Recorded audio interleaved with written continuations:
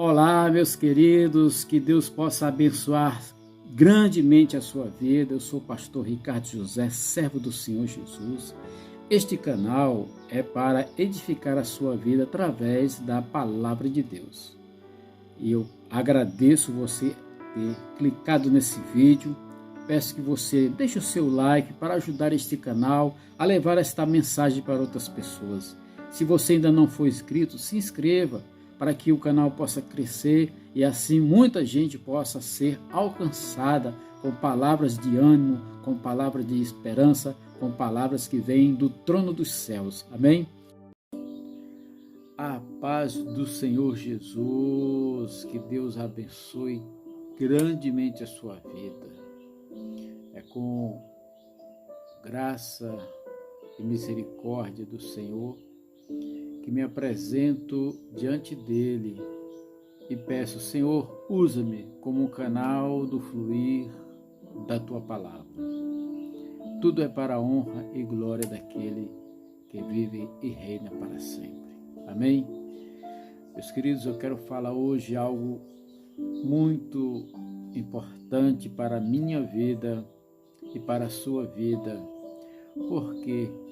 Porque Jesus Cristo está voltando. A palavra do Senhor está se cumprindo.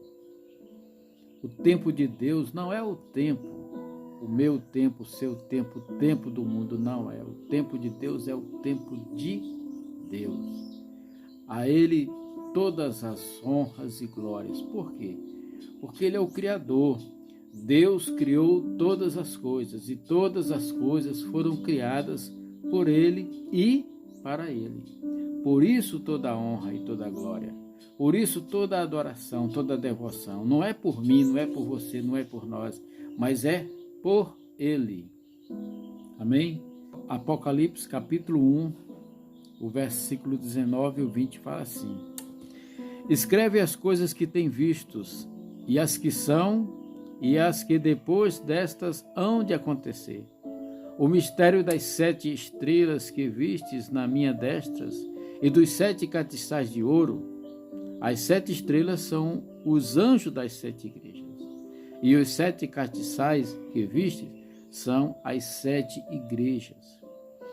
A mensagem de Cristo às 7 igrejas locais existentes no oeste da Ásia Menor é também uma instrução, advertência e edificação aos crentes e igreja na presente era. Ou seja, a palavra de Deus ela sempre está se renovando. Ela sempre está se renovando. O valor dessa mensagem para as igrejas de hoje vê-se nos pontos a seguir. Primeiro, a revelação é uma revelação de Jesus que ama e anela ver as igrejas locais, mas também aquilo que ele repele e condena. Em segundo, uma declaração clara da parte de Cristo no tocante à consequência da desobediência e descuido espiritual, a recompensa da vigilância espiritual e fidelidade a Cristo. Terceiro, é um padrão pelo qual toda igreja ou indivíduo pode julgar sua verdadeira condição espiritual diante de Deus. Quarto, é um exemplo dos métodos de Satanás para atacar a igreja ou cristão individualmente. Esse estudo aborda cada um destes aspectos sob a forma de perguntas e respostas. Meu querido, é muito importante o conhecer a palavra de Deus, porque a palavra ela nos traz a clareza. A palavra ela nos mostra. No Salmo 119 diz que a palavra é luz para o caminho e lâmpada para os pés. Isso quer dizer que a palavra de Deus ela aponta a direção que devemos seguir.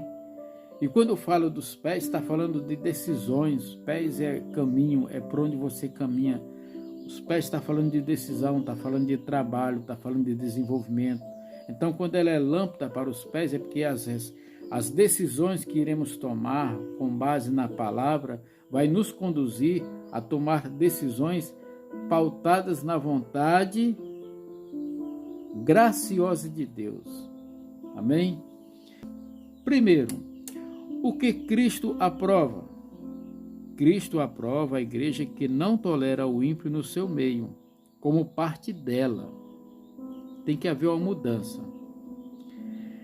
Que averigua a vida, doutrina e declaração dos líderes cristãos, que preserva na fé, no amor, no testemunho, no serviço, no sofrimento por causa de Cristo, que abomina aquilo que Deus abomina, que vence o pecado, que vence Satanás, que vence o mundo, que não aceita conformar-se com a imoralidade do mundo, nem com o mundanismo na igreja, e que guarda a palavra de Deus. Meus queridos, aqui Cristo, o que Cristo aprova? Cristo ele aprova o seguinte, que pessoas que não têm uma vida com Deus não podem estar vivendo no meio da igreja, a não ser que essa pessoa faça uma transformação de vida, uma mudança de mente, de comportamento, porque não tem como a luz conviver com as trevas. Aonde a luz chega, a treva tem que sair. Entendeu?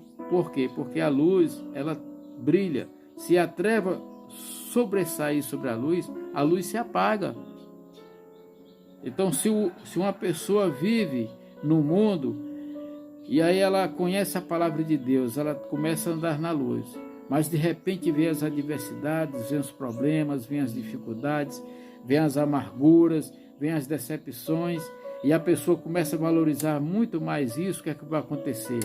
A luz que acendeu dentro dela vai se apagando até se apagar. Por isso que o ímpio ele não tem que estar vivendo de maneira ímpia na igreja, não, ele tem que se converter. Tem que se converter. A palavra de Deus ela é condicional, é conversão, não tem esse negócio se aceitar, se crer, se escolher. Então, hoje nós vimos muito a igreja andando por esse lado de o amor.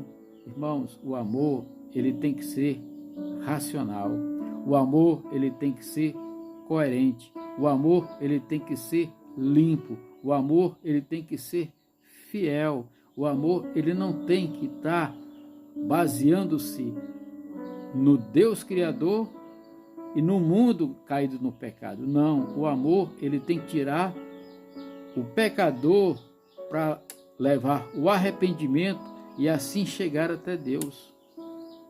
O amor é isso. Muitas vezes as pessoas confundem.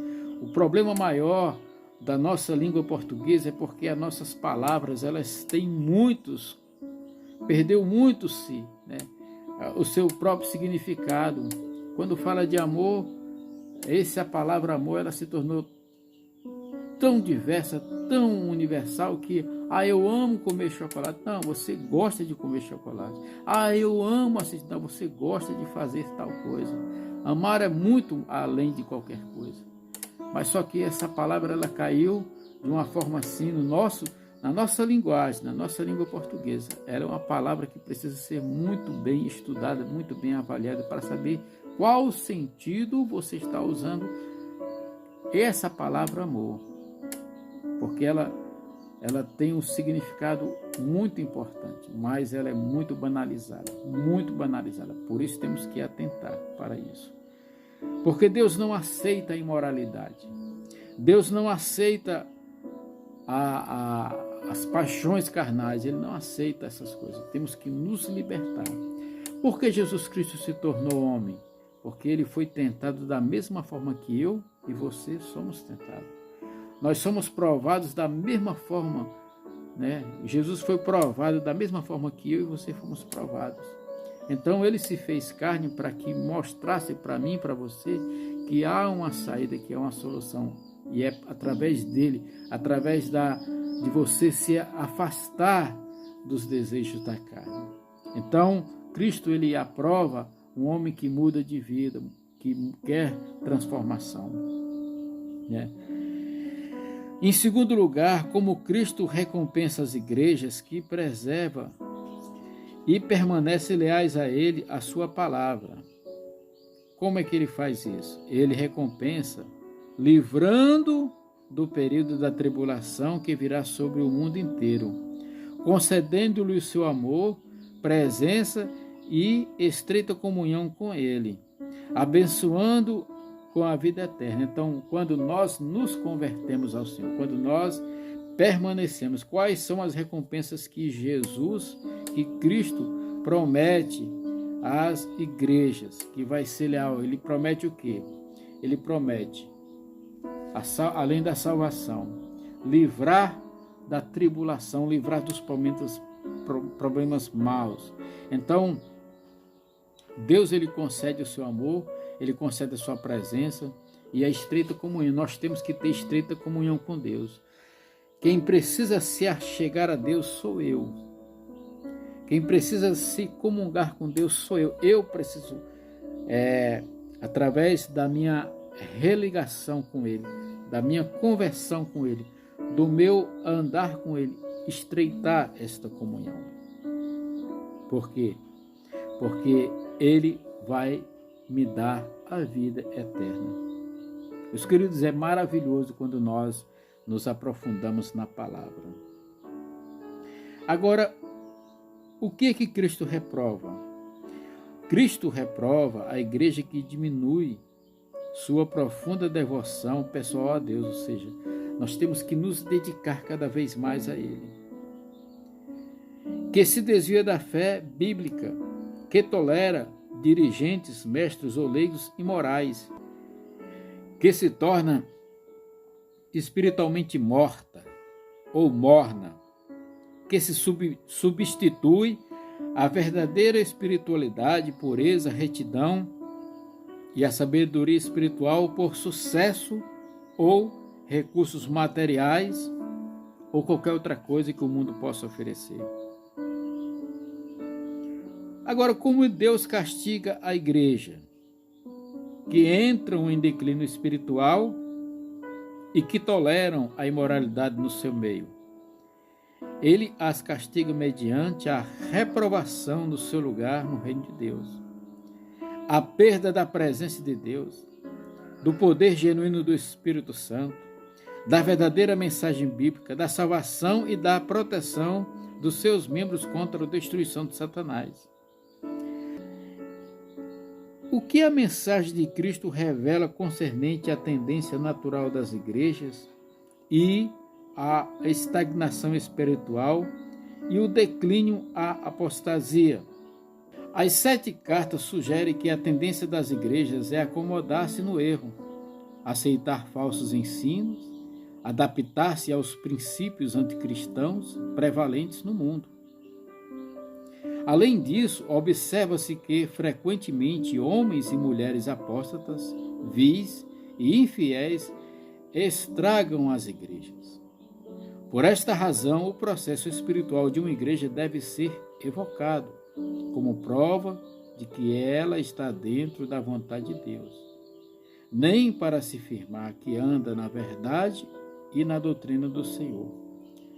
O Evangelho, a mensagem original de Cristo e dos apóstolos, é a autoridade suprema a avaliar o certo ou o errado neste campo.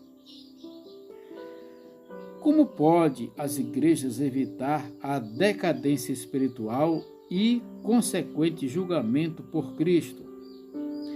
Estas cartas revelam várias maneiras. A primeira e mais importante, todas as igrejas devem estar dispostas a ouvir o que o Espírito diz à igreja.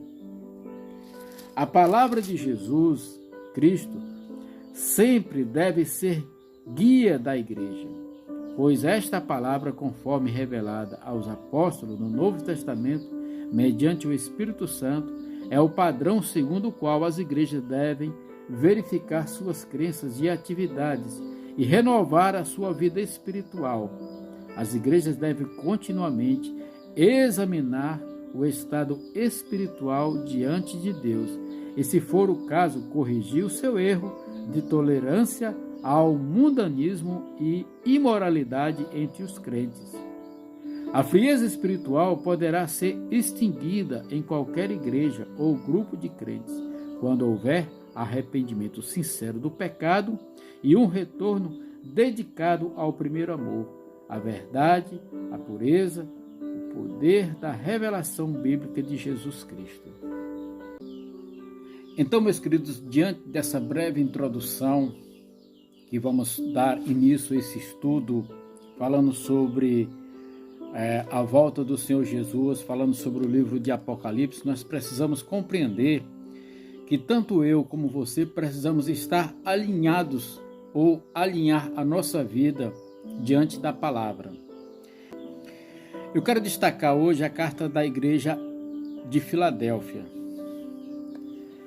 Capítulo 3 de Apocalipse, versículos 7 ao 13, fala assim: E ao anjo da igreja que está em Filadélfia escreve: Isto diz o que é santo, o que é verdadeiro, o que tem a chave de Davi, o que abre ninguém fecha e fecha ninguém abre. Eu sei as tuas obras, e eis que diante de ti pus uma porta aberta. Ninguém pode fechar. Tem pouca força. Guardaste minha palavra e não me negaste o meu nome. Eis que eu farei aos da sinagoga de Satanás, aos que se dizem judeus e não o são, mas mentem, eis que eu farei que venham e adorem prostrados a teus pés e saibam que eu te amo.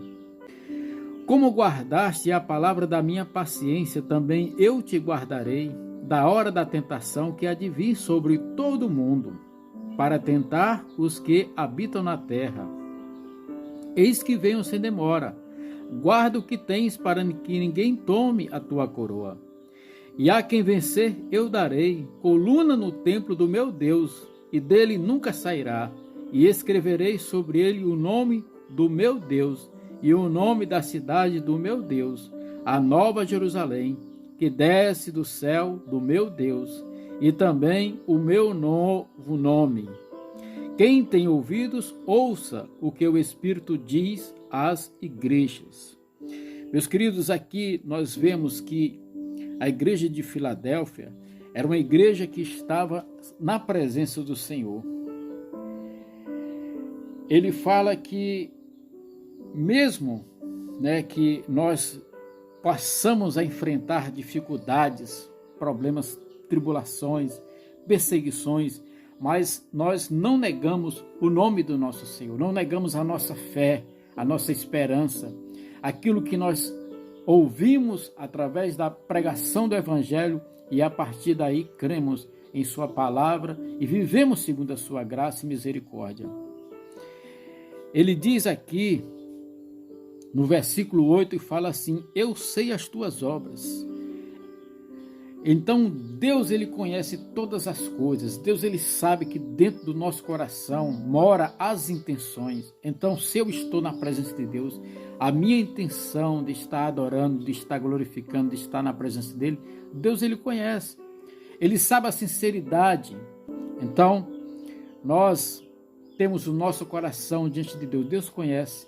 Deus, ele sabe a intenção que eu busco ele, ele sabe a intenção que você busca ele. Meus queridos, e tanto eu como você devemos intensificar a nossa busca ao Senhor. Eu falo isso primeiro para mim, por quê? Porque eu estou na presença do Senhor. E eu preciso cada vez mais. A responsabilidade, a graça que Deus coloca sobre a minha vida, a sua vida, nós temos que ter ciência disso. Porque não foi à toa, o sacrifício de Cristo, ele não foi à toa. O sacrifício de Cristo, ele foi para regar essa terra e germinar filhos para Deus. E eu quero ser um filho de Deus. Por isso a palavra dele diz que a todos quantos o receberam Jesus, crê no nome dele, recebe um poder de se tornar um filho de Deus. Muitos são chamados, poucos escolhidos. A palavra diz que nós somos eleitos. Então eu preciso me eleger na presença do Senhor. Como? Através da conversão do meu coração. Aqui Deus, ele conhece as minhas obras, ele conhece o meu coração, ele conhece as coisas que eu faço. Se eu faço para me exaltar ou se eu faço para mim glorificar o nome dele.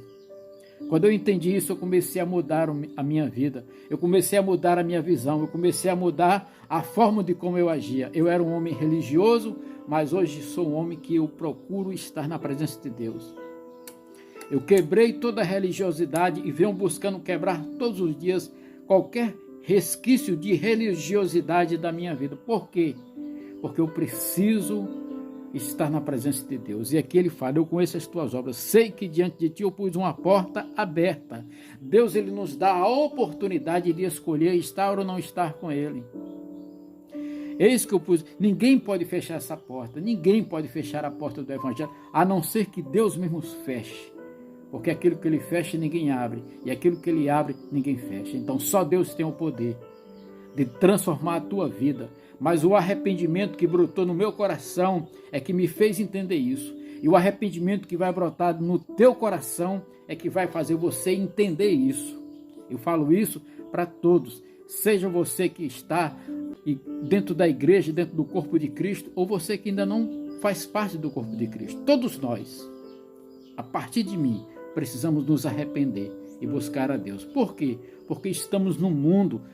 Se você observar as coisas que estão à volta do mundo, meu querido, minha querida, está terrível.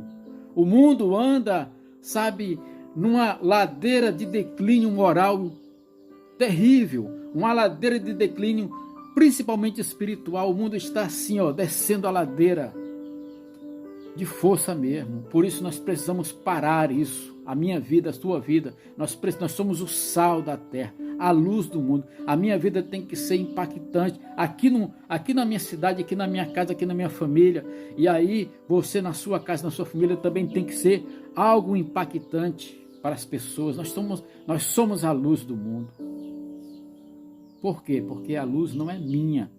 A luz ela vem do céu, ela vem do alto. O fogo vem do céu, vem do alto.